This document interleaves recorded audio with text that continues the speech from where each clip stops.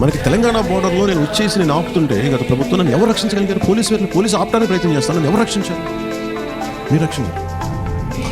ప్రతి ఊర్లో వాళ్ళు కనీసం పొలిటికల్ పొజిషన్స్ కూడా లేవు. ఇంకా దాని ఏంటంటే జనసేన మెంబర్షిప్ కూడా లేదు కొంతమంది. కానీ వాళ్ళకి అభిమానం ఉంది.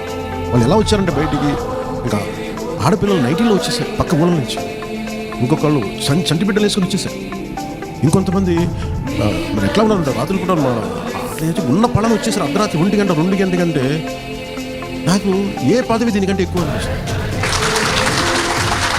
I'm grateful. ఇదే నోవాటెల్లో మనం కూర్చుంటే 1 గంట 2:30 అక్కడికి ఒకవైపు పోలీసులు కొడుతుంటే ఇటు ఒక అల్లలాగా ఇటు వెళ్ళిపోతారు, ఇటు అటు కొడితే ఇటు వస్తే ఇటు వెళ్ళిపోతారు తప్ప. కానీ మేము అడుగు తిరుగుతాను మేము వాళ్ళం.